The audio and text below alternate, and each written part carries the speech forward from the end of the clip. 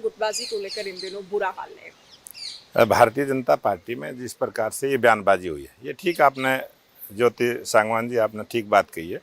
ये बीजेपी का कल्चर नहीं है और हमारा प्रयास है और हम उनको बहुत जल्दी तमाम उन सब नेताओं को जिनके इस प्रकार के विवादित बयान आए हैं उन सबको बुलाएंगे और बातचीत होगी।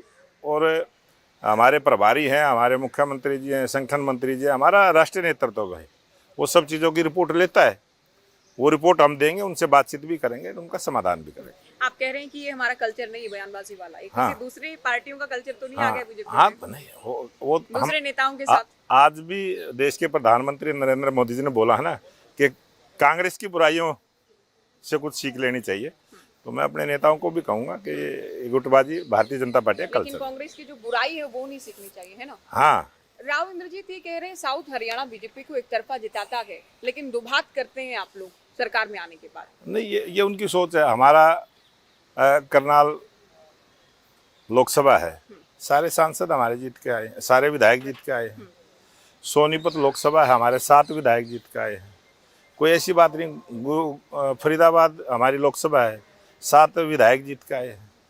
हमारे ऐसे सब जगह भारतीय जनता पार्टी आगे बढ़ी है। तो ऐसा नहीं है कि केवल साउथ हरियाणा ही बीजेपी को भारतीय जिता रहा है जनता या वहीं पर पार्टी मजबूत भारतीय जनता पार्टी ना क्षेत्रवाद की बात करती है, ना हम क्षेत्रवाद की राजनीति करते हैं, ना हम परिवारवाद की राजनीति करते हैं। और ये परिवारवाद की राजनीति, क्षेत्रवाद की राजनीति, ये प्रदेश के लिए कोई लाभ की राजनीति नहीं है। इस प्रकार की राजनीति हमारी पार्टी के अंदर इस प्रकार का कल्चर है ही नहीं। लेकिन ये तो आपकी पार्टी के ही लोग हैं। नहीं, वो पार्टी के लोग, उनका अपना मत है, उनका अपना मत है। वो किस अपनी बात को कहने के लिए इस प्रकार के शब्दों का प्रयोग करते हैं। हम बातचीत के करेंगे इन चीज़ों पर सारी। आप लोग देखिए परिवारवाद को लेकर कांग्रेस को घेरते हैं, लेकिन कैबिनेट मंत्री हैं राव नरबीर सिंह परिवारवाद को लेकर कहते हैं पिता केंद्र में मंत्री हैं, पुत्री हरियाणा कैबिनेट में मंत्री हैं। नहीं, ऐसा तो पहले भी रहा है। राव वीरेंद्र सिंह जी केंद्र में मंत्री थे, उनकी पत्नी जो है विधायक थी, है ना। उसके बाद बेटा भी सांसद बना। ये तो एक परमानेंट नहीं है, ये इत्फाकिया है, ये इत्फाकिया है। और इत्फाकिया है, उनकी बेटी विधानसभा लड़ी है और वो मंत्री बनी है, कोई इत्फाकिया है। ये साउथ हरियाणा की बात है। फरीदाबाद की बात करें, वहाँ भी पहले कुछ लोग पहुंचते हैं उद्घाटन करने, फिर दूसरे उद्घाटन करने पहुंच जाते हैं।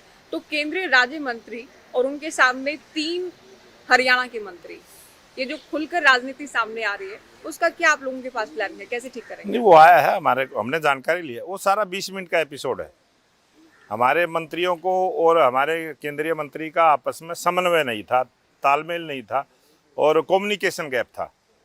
उनको जानकारी नहीं थी और जिस प्रकार से फिर बाद में किसी कार्यकर्ताओं के माध्यम से या अधिकारियों के माध्यम से केंद्रीय मंत्री जी को पता चला, उनका उसमें बोर्ड पर नाम भी था, लेकिन जो स्टेट के मंत्री थे उनको बता नहीं गया कि वो यहाँ पर उपलब्ध है और वो करके निकल गए। उसके कुछ देर के बाद वो आ गए और वो सारा 10-20 मिनट का ही एपिसोड था। वो कम्युनिकेशन गैप था, कोई बड़ी बात वो केवल एक पहला और आखिरी घटनाक्रम तो नहीं था। अब भी नहीं, आप वो ईमानदारी से मान रहे हैं, आपको पता है कि वहाँ भी सब कुछ ठीक नहीं है। वो जो भी है वो पहला और आखिरी ही होगा। अच्छा, ये आप मान के चलिए, बीजेपी में ये लंबा चलने वाला नहीं। तो आप जो फरीदाबाद में भी जो गुटबाजी है उसको कंट्रोल कर लेंगे? 100% कंट्रोल होगी। और हमारी आज भी बात हुई है, कृष्णपाल गुर्जर जी से आज भी बात हुई है, मंत्रियों से ही बात करेंगे। छोटी मोटी बातें हैं उनकी।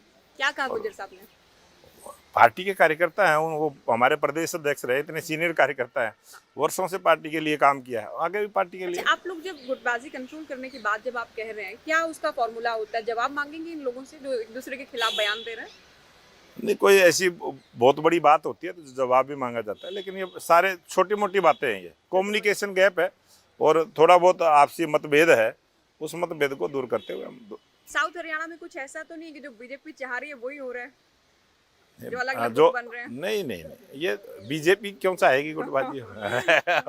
ये तो देखिए, चाहने को तो राजनीति में आप जानते हैं सब कुछ संभव है, सब कुछ चाहना और सब कुछ करवाना। तो ठीक है, आप ये कह रहे हैं कि जो साउथ हरियाणा और जो फरीदाबाद की हम बात कर रहे हैं, धूप है उधर, थोड़ा सा इधर आ जाइएगा, तो उसको आप कंट्रोल करेंगे बातचीत के जरिए, सबको बिठाकर प्रयास करेंगे कि भाई एक दूसरे से प्यार से रहें। वो कंट्रोल ही है, कंट्रोल ही है, कोई बात नहीं। वो हुआ है और उसके बाद ये आगे नहीं होगा, ये हमें पता है इस बात का। आगे नहीं होगा। किसी भी बात को लेके वो है और उसको हम सारी संज्ञान में हमारे आपने कहा कि केंद्रीय राज्य मंत्री गुजर से आपकी बात हुई है, क्या राव इंद्रजीत सिंह से भी आपने बात की है कि क्यों करेंगे, इतना अभी बयान दे रहे हैं? अभी करेंगे बात, है ना, बात करेंगे, बात करेंगे। उसके बाद जो भी बात होगी वो हाँ, उम्मीद है और हमें सब बताएंगे। तो जब उन्होंने बात की है वो भी एक खबर बनी है, जब हम बात करेंगे वो भी एक खबर बनेगी, बन जाएगी। और जब अच्छा चलेंगे वो भी एक खबर बनेगी। निगम चुनाव भी होने, कांग्रेस भी उधर तैयारी कर रही, कमेटी बनाई गई है। निगम क्या चुनाव तैयारी की हमारी बहुत अच्छी तैयारी है, और 3 निगमों के चुनाव हैं, 3 नगर पालिका हैं, 1 परिषद है, और सभी जगह हम मंत्रियों को और बड़े पार्टी के पदाधिकारियों को अपने जिस प्रकार से हम लगाते हैं, चुनाव प्रभारी के तौर पर लगाते हैं, उनकी ड्यूटियां लगेंगी। हम बैठेंगे 1-2 दिन में, हम इसका निर्णय करेंगे। ट्रिपल इंजन की सरकार का जो दावा करते हैं आप लोग, कायम रख पाएंगे? ट्रिपल इंजन की सरकार आज हरियाणा में चल रही है। आज कहीं भी कांग्रेस का कोई चेयरमैन नहीं है, कोई मेयर भी नहीं है, सब बीजेपी के हैं, और एक जो मेयर है वो भी बीजेपी की पृष्ठभूमि के हैं, उनको पार्टी ने टिकट नहीं दिया, इतना ही बात है। बाकी आप ये तो कह रहे हैं कि ट्रिपल इंजन की जो सरकार हाँ, है, वो हमारी ब्लॉक समिति है, हमारी पंचायतें हैं, हमारी जिला परिषद है, सब भारतीय जनता पार्टी की है। कांग्रेस कहती है कि ठीक है, आपने विधानसभा चुनाव में वोट चोरी निर्वाचन आयोग के जरिए करवा के सरकार बना ली, लेकिन निगम चुनाव में हम लोकल मुद्दों को लेकर जनता के बीच जाएंगे।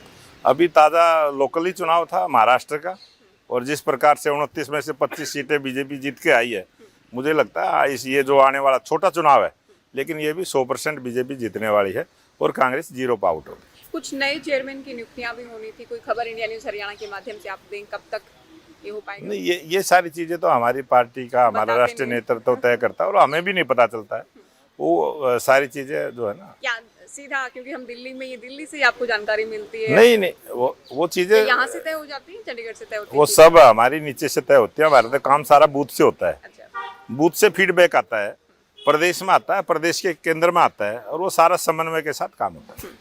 आप लोग, क्योंकि पन्ना आपने बूथ कहा तो मुझे ध्यान आया, पन्ना प्रमुख तक आप लोग लेकर गए हैं संगठन को, जो काबिल तारीफ भी है।